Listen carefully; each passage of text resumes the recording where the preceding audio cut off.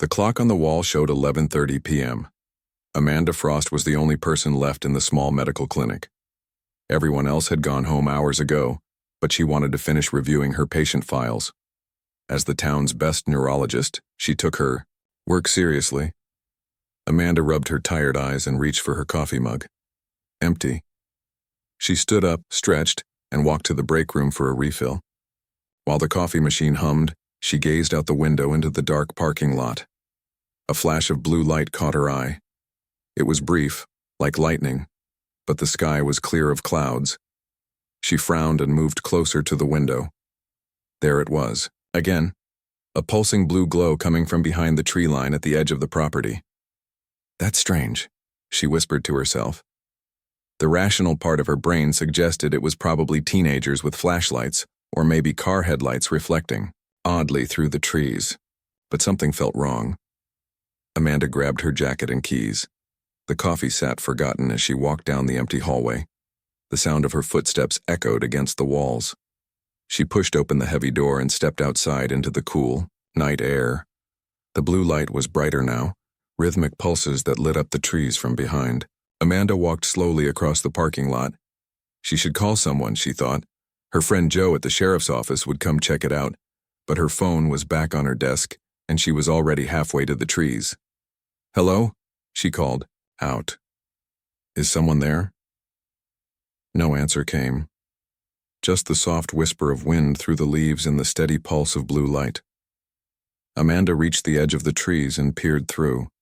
There was a small clearing beyond, and hovering about 10 feet above the ground was something. Her mind couldn't make sense of what she was seeing. It was like a piece of the night sky had been cut out and replaced with something else. Something that bent the light around it. The blue pulses came from beneath this object.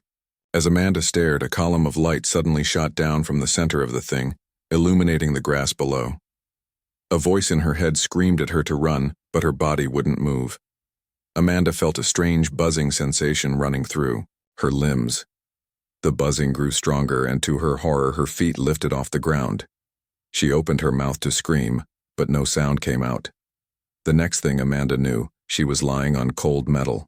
The surface beneath her was smooth and vibrated slightly. She tried to move, but her body wouldn't respond.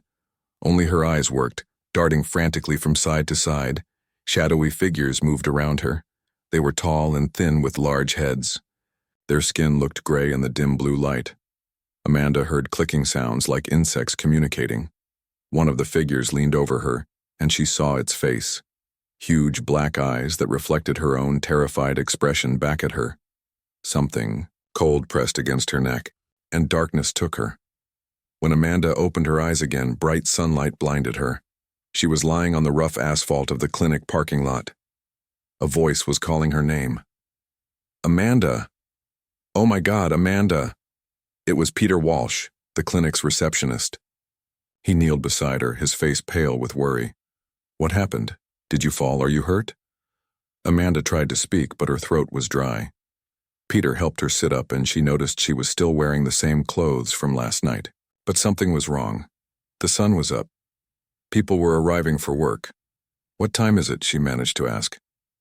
"Almost 8 in the morning," Peter said. "I just got here and found you. Have you been out here all night?" Amanda touched her neck. There was a small tender spot that hurt when she pressed it. Flashes of memory came back to her. Cold metal, clicking sounds, shadowy figures, large eyes watching her. "I don't know," she whispered. "I don't remember." But deep down, Amanda knew something had happened, something no one would believe.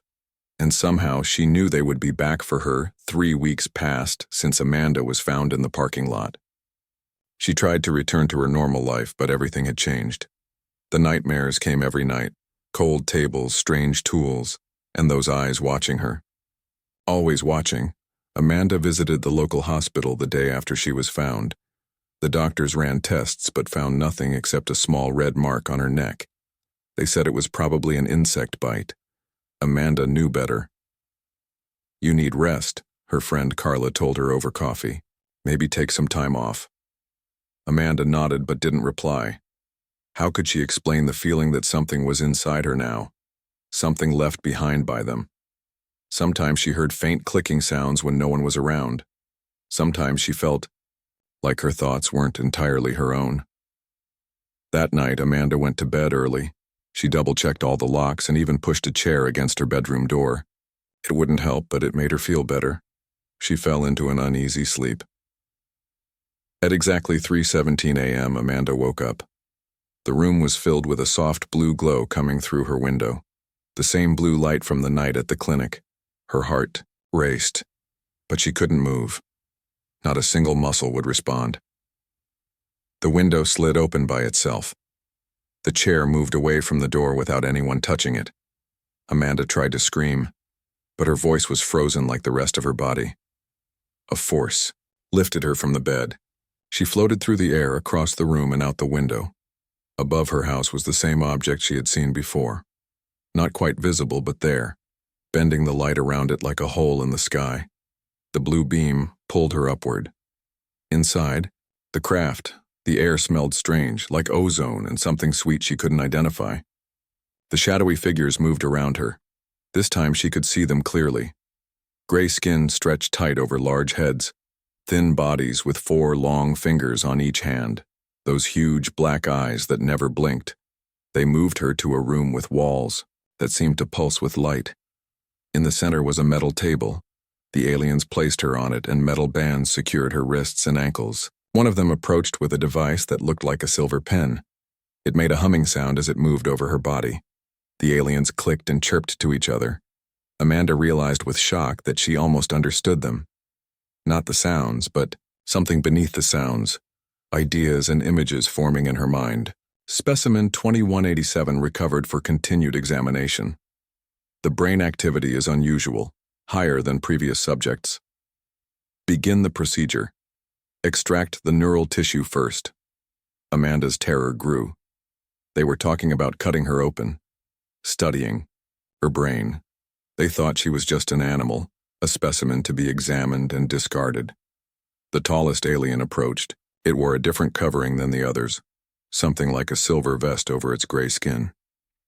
Amanda sensed this one was in charge. It held up a thin metal tool that glinted in the pulsing light. Commence autopsy sequence. The thought voice said in her mind, autopsy. The word echoed in Amanda's head. They didn't think she was unconscious. They thought she was dead. A specimen to be cut open and studied. The leader pressed something cold against her forehead. Pain shot through Amanda's body like electricity. But something strange happened. Instead of knocking her out, the pain triggered something in her brain. A connection formed between her mind and the strange technology around her. The leader made the first cut along her collarbone. Real physical pain jolted through Amanda. Something broke inside her mind. The paralysis that held her shattered like glass. Amanda screamed, not just with her voice, but with her mind. The scream echoed through the ship's systems. Lights flickered wildly. The restraints on her wrists and ankles snapped open. The aliens stepped back, their huge eyes wider than before. Fear. Amanda felt their fear. They had never seen a specimen wake up before. She sat up on the table, blood running from the cut on her chest. The aliens backed away, clicking rapidly to each other. In panic, Amanda was awake, and now she was angry. Amanda grabbed the metal tool from the lead alien's hand. Her body moved on pure instinct. She swung the tool at the nearest gray figure, cutting into its thin arm. A blue liquid oozed from the wound. The alien made a high-pitched sound that hurt Amanda's ears. The other aliens backed away quickly. Their thoughts bombarded her mind with confusion and fear. This had never happened before. No specimen had ever fought back. Amanda jumped off the table, pressing her hand against the cut on her chest. It wasn't deep, but it stung and bled steadily. She looked around wildly for a way out. There was an opening in the wall where the aliens had entered. She ran toward it. The hallway outside curved in both directions. Amanda chose left, running as fast as she could. Behind her, alarm sounds began to wail. Lights flashed red along the walls. She could feel the aliens' panic spreading throughout the ship. Secure the specimen. The thought command echoed in her mind. It must not damage itself. They still saw her as a thing, not a person. This made Amanda run faster despite the pain in her chest. She found a small opening in the wall and squeezed inside. It was some kind of storage space filled with containers of different sizes. Amanda crouched down, trying to control her breathing. She needed to think. First, she had to stop the bleeding. Amanda looked through the nearest containers and found something like fabric, thin and slightly sticky. She pressed it against her wound. To her surprise, the material sealed against her skin and the pain lessened immediately. As her panic subsided, Amanda noticed something odd. The lights in the small room dimmed when she was afraid, but brightened when she felt more in control. Was the ship somehow responding to her emotions? She closed her eyes and focused on staying calm. As she did, she could sense the aliens more clearly. They were searching for her, moving throughout the ship in groups of 2. They communicated with each other using both sounds and thoughts. Amanda realized she could understand more of their language now. The aliens called themselves the Zorlax. They were scientists who collected specimens from many worlds. Humans were just one of many species they studied. But something about Amanda was different. Her brain produced patterns they hadn't seen before. That's why they brought her back. And now, they were afraid of what she might do.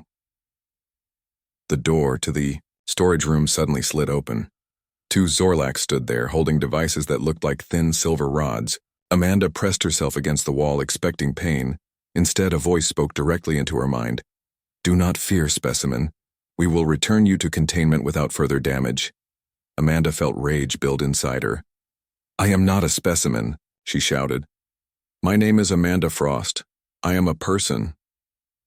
The lights in the room flashed brightly in response to her anger. The devices in the aliens' hands sparked and went dark. The Zorlax looked at each other with what Amanda sensed was confusion. She stepped forward. "You had no right to take me, no right to cut me open." The aliens backed away. Their thoughts were chaotic now. How was this human affecting their technology? Why did the systems respond to her emotions? Amanda felt a strange power growing within her. Each time her emotions peaked, the ship's systems reacted. She focused on her anger, directing it at the 2 Zorlax. The lights around them grew painfully bright, then burst in a shower of sparks. In the sudden darkness, Amanda pushed past the stunned aliens. She ran down the hallway, following an instinct she didn't understand. Somehow she knew where to go. Each junction and doorway felt familiar, as if the layout of the ship was being fed directly into her mind. She rounded a corner and stopped. Before her was a large circular room filled with glowing panels and screens. At the center was a pillar of shifting light. Amanda knew without being told that this was the heart of the ship, its control center. 3 Zorlax turned to face her. One was the leader who had started the autopsy. It held up a hand, and Amanda felt pressure building in her head.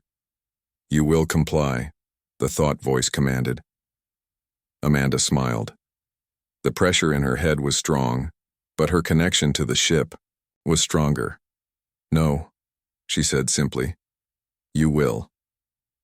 The leader of the Zorlax tilted its large head, studying Amanda with those huge black eyes.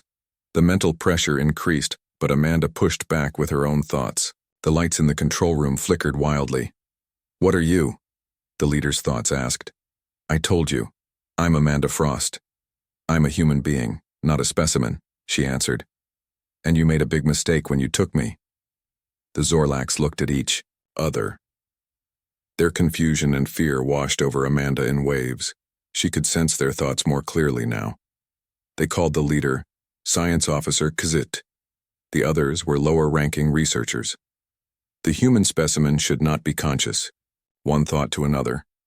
The neural suppressors should have kept it docile. "It is affecting our systems," another responded. "How is this possible?" Amanda stepped forward, and all 3 aliens moved back. The connection between her mind and the ship grew stronger. She could feel the energy flowing through the walls, the floor, the control panels. It was partly mechanical and partly alive. The ship itself seemed to be a blend of technology and organic material. "Let me show you what I've learned," Amanda said. She focused her thoughts on one of the glowing panels. She didn't know how she knew what to do, but something in her brain had changed. The panel responded to her mental command, displaying images of what looked like star maps.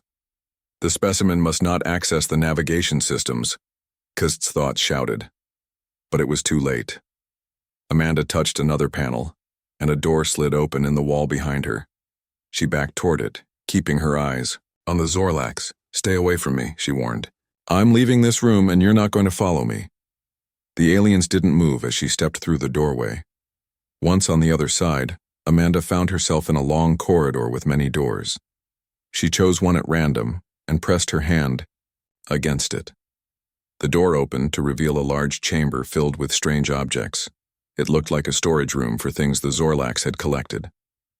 Amanda moved through the space, examining the items. There were rocks with strange markings, devices she couldn't identify, and containers filled with liquids of different colors. In one corner, she found something that made her heart stop. A pile of human belongings, clothes, wallets, jewelry, phones, evidence of other abductions. Amanda picked up a small leather wallet and opened it. Inside was a driver's license for a man named Sam Garcia from Ohio. She put it down with shaking hands. These aliens had been taking people for a long time. Amanda noticed a strange helmet-like device on a shelf. Something about it called to her. When she picked it up, it seemed to hum in her hands. Without thinking, she placed it on her head.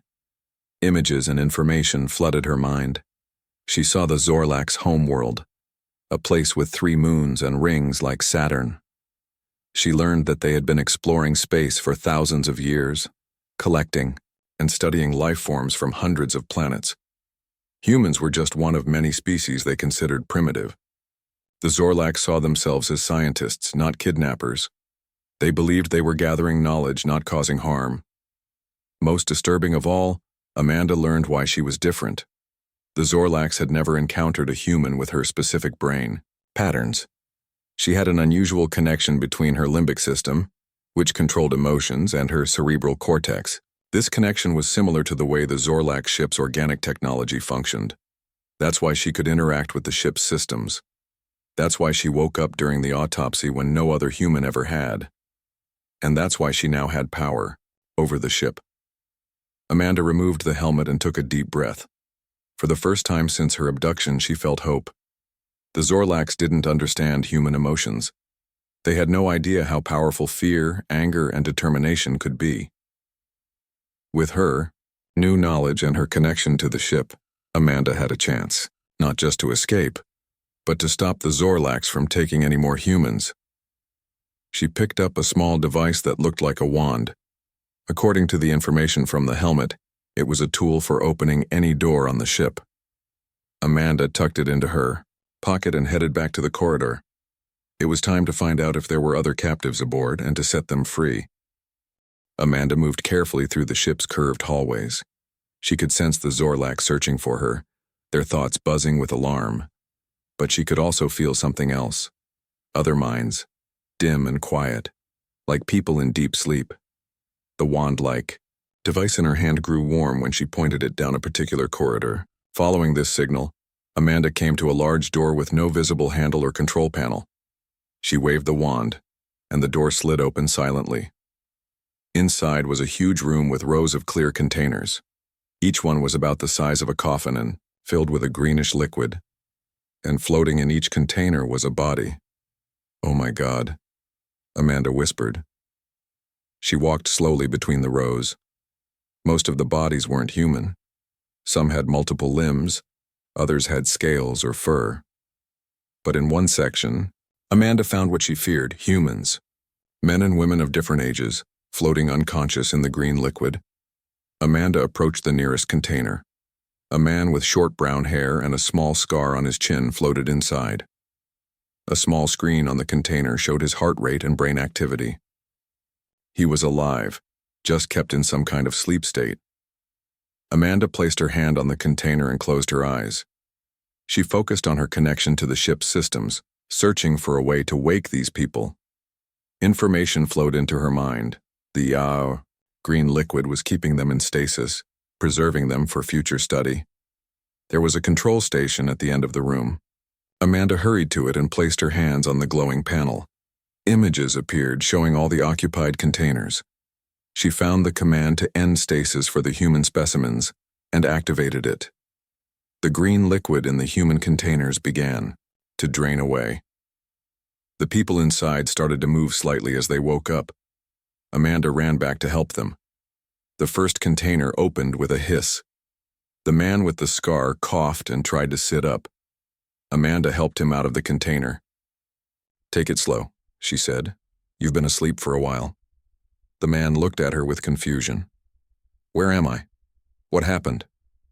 "We're on an alien ship," Amanda explained quickly. "They took us for study. I'm Amanda." "John," the man said. His voice was rough from disuse. "John Reeves, I'm a Navy lieutenant. I was on patrol near San Diego when I saw lights in the sky. That was, I don't know how long ago." More containers were opening now. Amanda and John helped the other humans out. There were 5 in total, 3 men and 2 women. All were confused and afraid. "We need to get out of here," John said when everyone was free. "Find a way off this ship." "It's not that simple," Amanda replied. She quickly explained what she had learned about the Zorlax and her connection to the ship's systems. "But there's something else we need to do first." She led them to another section of the room, where a container held a being unlike any Amanda had seen before. Its skin was a deep blue color, and it had 4 arms and a face with 3 large eyes. According to the screen, this being was in lighter stasis than the others had been, almost awake. "Why are we stopping for that thing?" one of the women asked. "Because it's not a thing," Amanda said firmly. "It's a person from another world, and I think it can help us." Amanda placed her hand on the container and concentrated. The blue being's eyes opened slowly. They were a brilliant gold color with diamond-shaped pupils. Amanda felt its mind touch hers, not with words, but with images and feelings. Fear, pain, then curiosity. Recognition that Amanda was different from the Zorlax. The container opened and the blue being sat up. It looked at the humans gathered around and made a sound like gentle bells ringing. In Amanda's mind, an image formed. The blue being standing with the humans against the Zorlax. "I think it wants to help us," Amanda said. John looked skeptical but nodded. "We need all the help we can get." "What's the plan?" Amanda focused again, connecting with the ship's systems. She found what she was looking for, a map of the entire vessel. The Zorlax were gathering near the control room, preparing to capture the escaped specimens. "They don't know about our new friend yet," Amanda said, looking at the blue being. "And they don't know that I can see exactly where they are." She smiled for the first time since her abduction. "They took us to study us. Now it's our turn to show them what humans can really do." Amanda led the small group through the ship's hallways. John walked beside her, still unsteady but determined. The blue alien moved silently behind them, its golden eyes taking in everything. The other freed humans followed, staying close together. "We need to reach the control center," Amanda explained. "That's where we can take over the ship."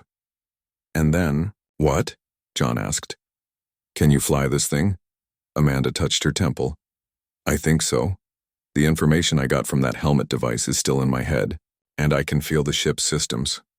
It's strange, but it's like the ship wants to help me."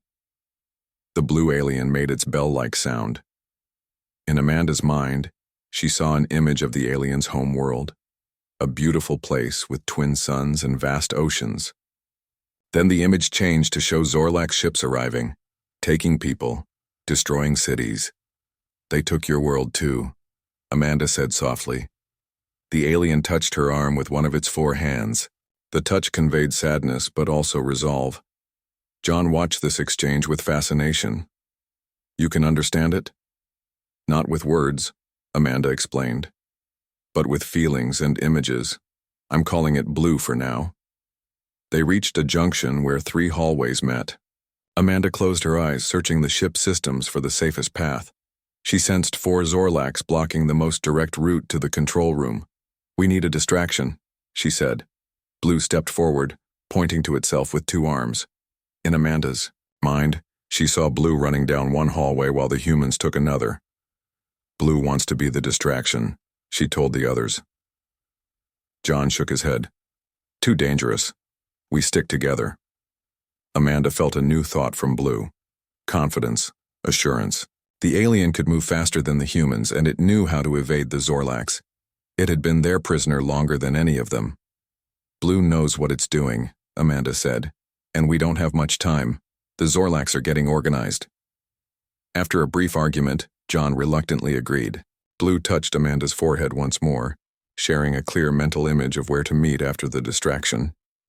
The alien moved with surprising speed down the left corridor, making loud bell sounds to attract attention. Almost immediately, Amanda sensed the Zorlax changing direction to pursue the new threat. Now, she whispered, leading the humans down the right hallway. They moved as quickly and quietly as possible. Amanda used her connection to the ship to keep track of the Zorlax positions. Blue was leading them on a wild chase through the lower levels of the ship. Finally, they reached the entrance to the control room. 2 Zorlax stood guard outside. Amanda turned to John. I need you to be ready, she said. When I open the door, we need to move fast. John nodded, his military training evident in his focused expression. What's the plan? Amanda placed her hands on the wall beside the door. She closed her eyes and concentrated on the ship's systems. The lights in the hallway dimmed, then went out completely. In the sudden darkness, the Zorlax made clicking sounds of confusion. Amanda focused harder, sending a surge of emotion, a mixture of fear and determination, into the ship's systems. The door to the control room slid open with a loud hiss. At the same moment, alarms began blaring throughout the ship. Go! Amanda shouted. The humans rushed forward in the darkness. John tackled one of the confused Zorlax guards. Another human pushed past the second guard. Amanda followed them into the control room. Inside, Science Officer Kuzet stood with 2 other Zorlax at the main control panel. Their large eyes widened at the sight of the escaped humans. How is this possible? Kuzet's thoughts reached Amanda. No specimens have ever escaped containment before. Amanda stepped forward. The ship's systems responded to her presence, lights pulsing in time with her heartbeat. We are not specimens, she said firmly, and you made a mistake when you chose to take us. Kust raised a device that Amanda recognized as a neural suppressor, but before the alien could activate it, Amanda focused all her anger and fear, all the emotions the Zorlax couldn't understand, into the ship's systems. The control panel sparked. The neural suppressor in Kuzet's hand shattered. The Zorlax stumbled backward, overwhelmed by the surge of energy. For the first time in its existence, Science Officer Kust felt something new. Human fear. Amanda stood in the center of the control room, her hands spread wide as energy flowed between her and the ship's systems. The other humans had secured the Zorlax, using strips of material from their own clothing to bind the alien's thin arms. John approached Amanda cautiously. Are you okay? You're glowing. Amanda looked down at her hands. A faint blue light pulsed beneath her skin, following the pattern of her veins.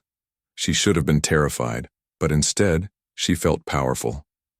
I'm fine, she said. Better than fine. I can see everything now. She moved to the main control panel and placed her hands on it. Images and information flooded her mind. She saw the true extent of the Zorlax operation. Thousands of ships like this one, traveling to countless worlds, taking specimens, conducting experiments. Millions of beings from different planets had been abducted over centuries. They've been doing this for so long, she whispered. So many worlds. The door to the control room slid open. Blue entered, moving quickly, but showing no signs of injury. The alien made its bell-like sound, which Amanda now recognized as a greeting. Blue, you made it, she said with relief. Blue approached the control panel and placed one of its 4 hands next to Amanda's. More images filled her mind. The Zorlax had been to Blue's world many times. Blue's people had tried to fight back but failed. Blue was one of the last of its kind. Amanda turned to face Science Officer Kust, who watched her with those unblinking black eyes. Why? she asked. Why do you take us like this? Kazit's thoughts were clear in Amanda's mind. To understand. To learn. All species are studied. This is the way of knowledge. But we're not just things to study. Amanda's voice rose with anger. We're living beings with thoughts and feelings. What you're doing is wrong. The alien tilted its large head. Wrong. This concept is not understood. Knowledge requires specimens. Specimens provide knowledge. Amanda realized the Zorlax truly didn't understand. They were so focused on gathering information that they had never considered the ethics of their actions. They saw all other species as simply objects of study, not as equals. She placed her hand on Kazit's forehead. The alien tried to pull away, but John held it firmly in place. Let me show you what it means to be human, Amanda said. She closed her eyes and focused. Through her connection to the ship, she pushed her own emotions into Kazit's mind. Not just fear and anger, but everything. Joy, sadness, love, hope, the pain of loss, the comfort of friendship, all the complex feelings that made humans what they were. Kazit made a high-pitched sound and trembled. The other Zorlax watched with alarm as their leader experienced emotions for the first time. When Amanda finally pulled her hand away, Kazit slumped forward, breathing rapidly. Its large eyes seemed somehow different, more focused, more aware. Do you understand now? Amanda asked quietly. Kist looked up at her. Its thoughts were chaotic but clear. So much feeling. How do you contain it all? We don't contain it. We live it, Amanda replied. And that's why what you've been doing is wrong. Each being you've taken has feelings like these. Each one has a life, relationships, dreams. She turned back to the control panel.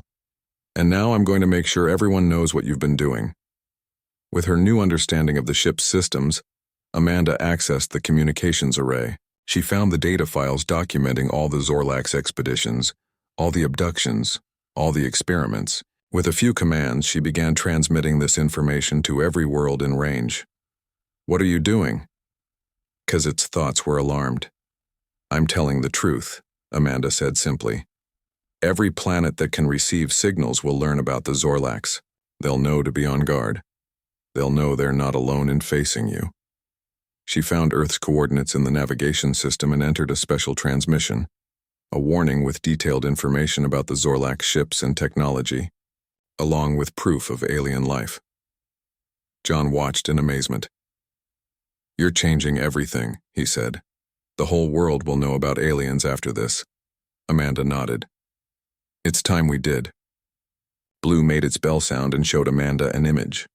Other ships like this one approaching from distant space. Reinforcements.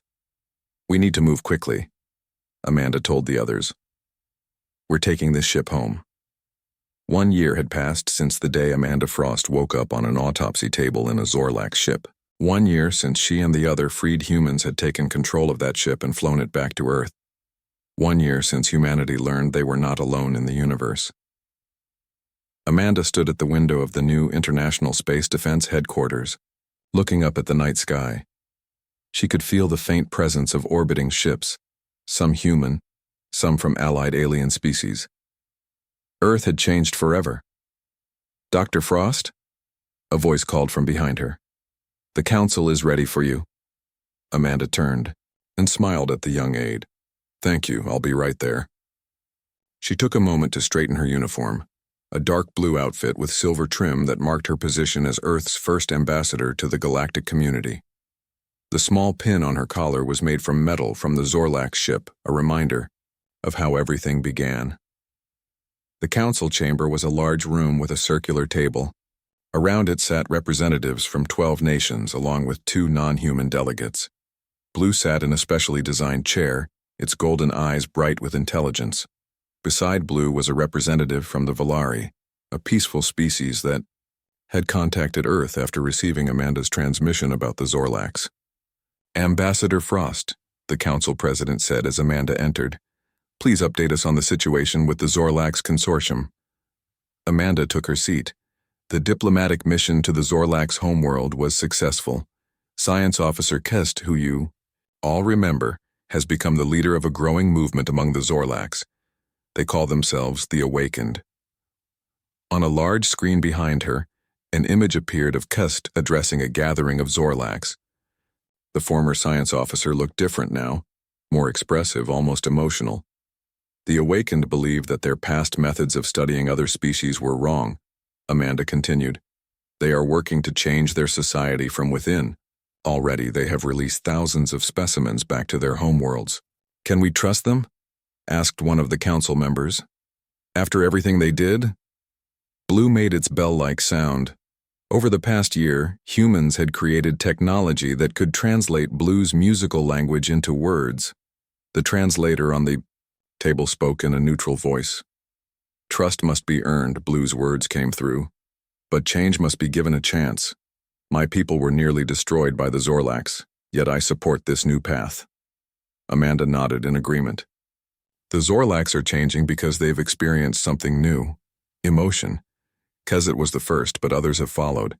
They're learning empathy. The council discussed the implications of this change. Some were skeptical, others hopeful. Amanda listened to all sides, remembering how far they had come in just 1 year. After the meeting, John Reeves, now Captain Reeves of Earth's 1st Defense Fleet, joined Amanda on the observation deck. Quite a view, he said, looking out at the lights of the city below. I still can't believe how much has changed, Amanda replied. Sometimes I wake up thinking it was all a dream.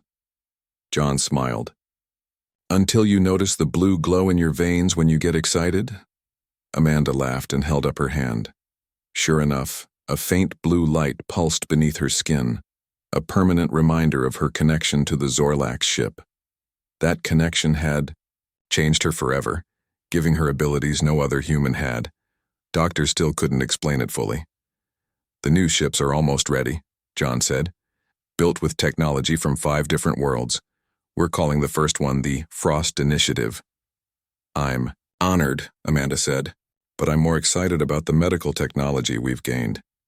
The Volari regeneration techniques alone have revolutionized treatment for injuries. A small alert sounded from Amanda's communication device. She checked it, and her expression became serious. What is it? John asked. A message from Kezit. The conservative faction of the Zorlax is gaining strength again. They're pushing back against the reforms. John frowned. So our work isn't done. It's never done, Amanda said. But we're not alone anymore. Blue's people, the Volari, and the other species who suffered under the Zorlax, we're all working, together now. She looked up at the stars, thinking about how her life had changed since that night at the clinic when she first saw strange lights in the sky. They thought I was just a specimen, she said softly. They never expected me to wake up on that table. They never expected humans to fight back. She turned to John with determination in her eyes. And they certainly never expected us to change the galaxy. Above them, a shooting star crossed the night sky. Or perhaps it was a ship, carrying messages between worlds that now stood united against those who would treat sentient beings as mere specimens to be studied and discarded. Amanda. Frost had woken up mid-autopsy, and in doing so, she had awakened a galaxy.